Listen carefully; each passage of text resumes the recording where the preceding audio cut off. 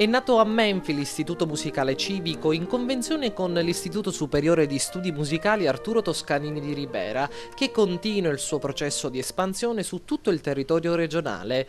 Un'importante possibilità per i giovani che potranno frequentare la prima parte degli studi musicali nella nuova sede di Menfi.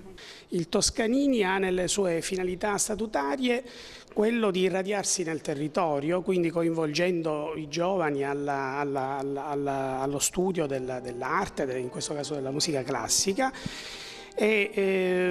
Sostanzialmente nell'ambito della formazione di base la normativa vigente consente di strutturare delle sedi cosiddette convenzionate. In queste sedi convenzionate, di natura privatistica naturalmente, i partecipanti pagano una retta mensile che sarà popolare, pensiamo intorno a 100 euro mensili, e usufruiranno di un servizio uguale a quello del Toscanini di Ribera per quanto riguarda la formazione di base. Un'iniziativa fortemente voluta dal sindaco di Menfi, Michele Botta, che costituisce un importante obiettivo di crescita culturale ed artistica per la città e l'intero territorio provinciale. Credo che questo sia un giorno molto importante per la mia città, perché la nostra cittadina da sempre ha una tradizione musicale con nomi e personaggi di alto rilievo, non ultimo il maestro Palminteri, il maestro Liberto e poi tante altre band che nel tempo sono nate e cresciute nella nostra città, e quindi c'è un amore proprio verso la musica che è insito nella nostra comunità. Per cui abbiamo pensato di dare l'opportunità a tanti giovani di poter sviluppare le loro caratteristiche, le loro inclinazioni naturali e poter raggiungere livelli di professionalità che potrebbero anche inserire nel mondo del lavoro.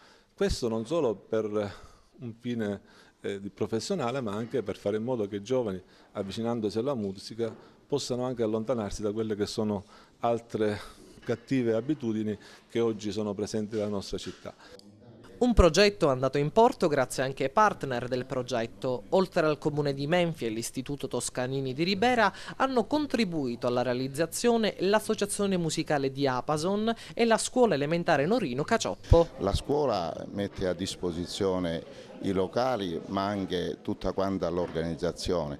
È un'iniziativa lodevole per la quale noi dobbiamo ringraziare pure il sindaco, e credo che avremo delle ripercussioni molto positive dal punto di vista culturale per la comunità di Menfi. Un'occasione che abbiamo voluto cogliere per allargare un po' gli orizzonti culturali.